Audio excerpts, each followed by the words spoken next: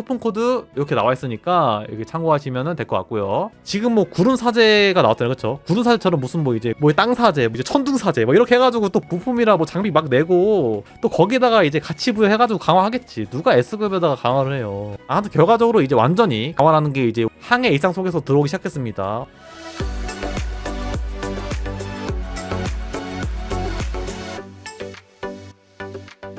예, 오늘 패치노트가 나오는 게 아니라 미리 보기가 나왔어요. 미리 보기가 이렇게 나와가지고 한번 여러분들이랑 같이 읽어보는 시간 가져볼까 합니다. 참고로 지금 이제 여러분들이 우리가 좀 예상했던 것들이 좀 많이 나왔다고 말씀하셨는데 좀 그런 것들을 좀 더 구체적으로 좀 살펴보도록 할게요. 자, 보겠습니다. 4월 2차 업데이트를 기다리고 계신 제동님들을 위해서 업데이트 내용을 사전 안내드립니다. 업데이트는 이제 4월 30일 날 진행될 예정입니다. 보겠습니다. 이제 로잘리아 포렘이라는 제독이 나오는데 이분이 구매 조건이 되게 낮아요. 25레벨에다가 네파도 15에다가 세비 1입니다. 일단은 일러스트 상당히 이쁘죠. 뭐 성능은 어떨지 모르겠지만 이게 뭐 전투인지 뭐 상인인지 모험인지는 모르겠지만 친구가 어떤 제독일지는 좀 더 지켜봐야 될 것 같습니다. 아무튼 그렇고 또 보겠습니다. 네, 항해사 또 무버트 항해사가 또 추가된다 하는데 교육 S급인 항해사 나온 것 같아요. 이제 전투 같은 경우에는 에드워드 로우다가 돼 있는데 여기서 핵심은 이거죠. 스티드 보닛이랑 에드워드 로우 이 두 분이 뭐다? 이 두 분이 A급이나 S급이기 때문에 아시죠? 2레벨 기술이라든지 2레벨 효과가 나올 것이다. 이제 그거 우리가 알 수 있고 나머지 전투 이제 위차드 원리라든지 야코프 발파커 같은 경우에는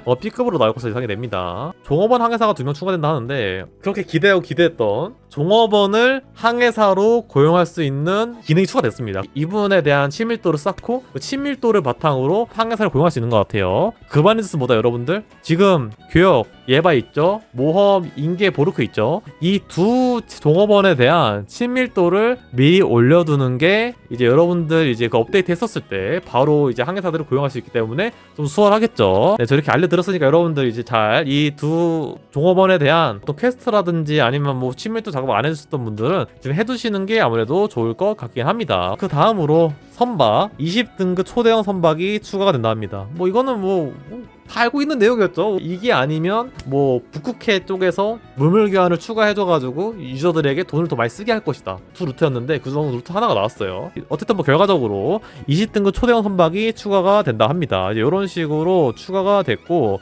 여기 보시면은 초대형 선박의 특징이죠. 이제 대형에서 초대형 넘어갑니다. 대형에서 초대형으로 넘어가는 게 무슨 의미냐? 일단은 여기에 적힌 의미만 먼저 말씀드리겠습니다. 첫 번째, 선박 한 칸이 더 늘어난다는 겁니다. 그거는 뭐다? 선박 자체에 대한 스펙이 올라가면서 전투력도 올라가고 그냥 모든 것들이 다 스펙업이 된다는 거거든요. 선박 한 칸 늘어나는 거는 진짜 생각보다 어마무시한 효과가 있어가지고 진짜 중요한데 이제 그거를 또 뚫어주시는 겁니다. 항해사가 많아짐에 따라서 그리고 또 이제 스펙이 올라감에 따라서 또 여러분들 아시다시피 중형에서 대형 올라갈 때 어땠어요? 막 대형으로 나온 선박들에 대한 가성비가 너무 좋았습니다. 첫 번째 초대형 선박 같은 경우에는 나중에 가도 가성비가 좋아. 진짜 그 정도로 좀 한 칸 늘어난 것 자체가 워낙 그 효과가 좋기 때문에 이제 초대형 선박으로 이제 꼽힌 이 5가지 선박들은 한동안 좀 오랫동안 쓰이겠죠. 그런 의미에서 20등급 초대형 선박에 관련해가지고 뭐 개량형 선박을 만들 수 있는 수많은 항구들이 있을 거 아니에요? 이 선박들이 다 나오게 되면서 이제 특정 항구에서 이 선박들을 만들 수 있습니다 라고 발표가 될 텐데 그게 발표가 되면서 뭐다? 또 새로운 또 전쟁이 이제 투자전 전쟁이 또 일어날 수 있기 때문에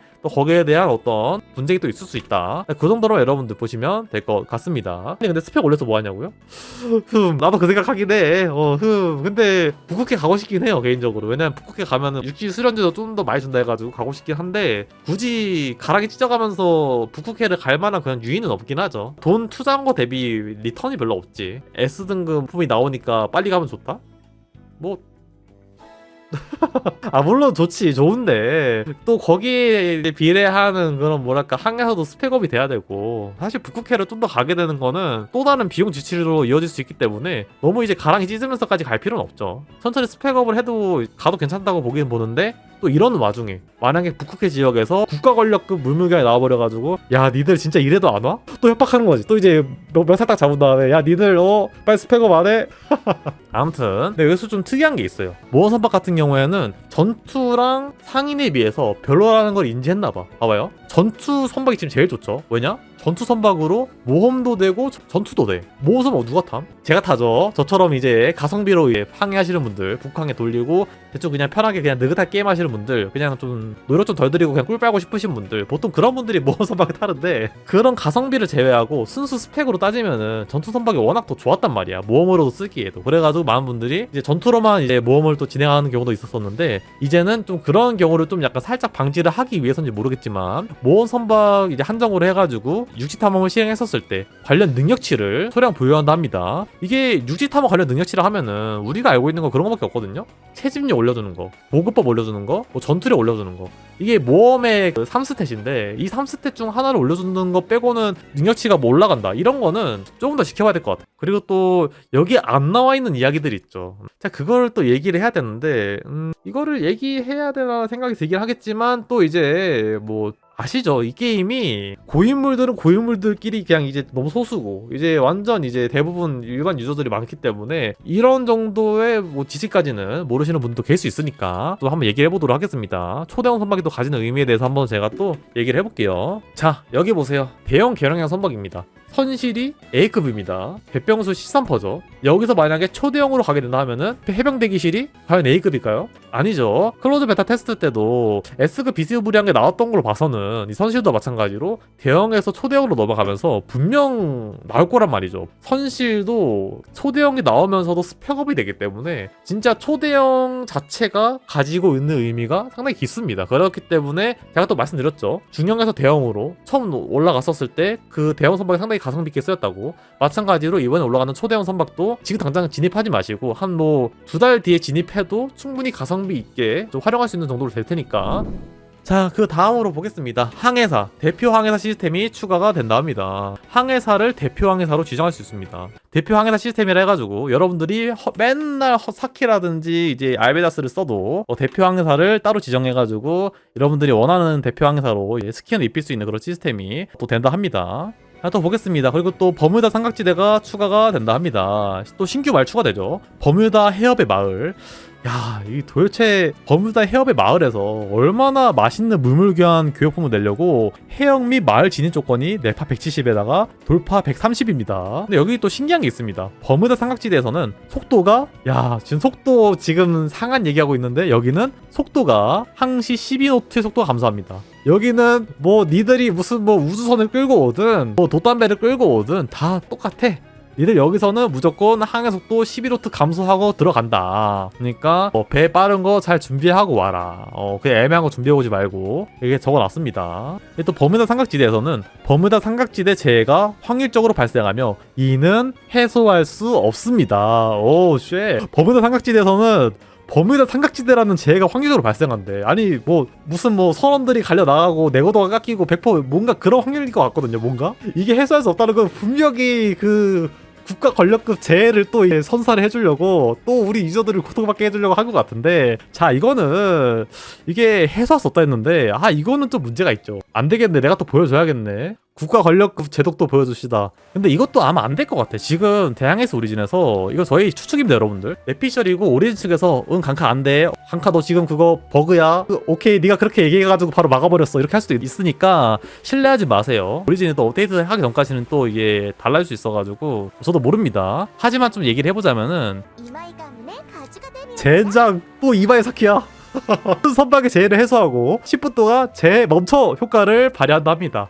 이런 재해 대책 효과라든지 아니면은 누이호쿠처럼 재해 자체를 없애버리고 애초에 이미 해상 가호를 발생시키는 그런 가호라든지. 근데 제가 봤을 때는 이제 시청자분들이 말씀하신 것처럼 신비한 의식보다는 시청자분들이 말씀하신 그 재해 대책 10분 동안 무적을 발휘할 수 있다, 재해 대책이. 근데 이것도 몰라요. 이것도 지금 오리진 측에서 이 얘기를 듣고 아차차 방송에서 지금 저런 얘기를 하고 있는데 오케이 바꿔야지. 자, 이제 또 다른 얘기를 또 해야겠죠. 부품과 장비. 근데 이거는 좀 이거를 뭐라 해야 될지 모르겠네. 부품 장비 같이 보존해줬잖아. 한 잔에 강화 나온 것 때문에 서운해하지 마. 부품 장비 매몰되고 있는 상황인데 이거 패치를 통해서 같이 보존해줬잖아. 한 잔해라고 하셨는데 뭘 한 잔해.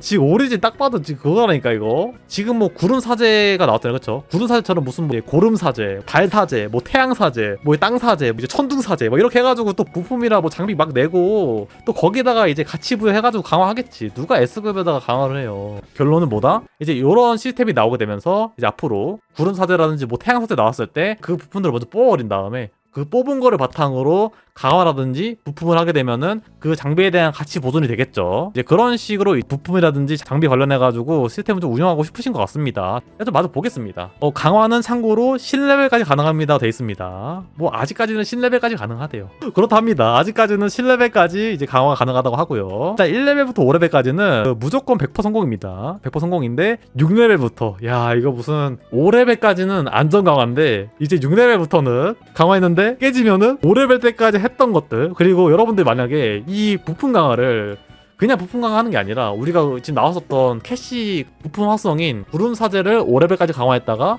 6레벨까지 강화했어. 근데 실패했어. 그때 그 심정 어쨌든 또 시츄에이션이 발생할 수 있다는 거 이제 여러분들이 좀 참고하시면 될 것 같고 어드밴티지가 또 있네요. 리스크가 있는 대신에 이 강화를 성공했었을 때 선박 부품 항해사 장비의 능력치가 증가한다. 6레벨부터는 야 이게 실패하니까 효과가 생긴다.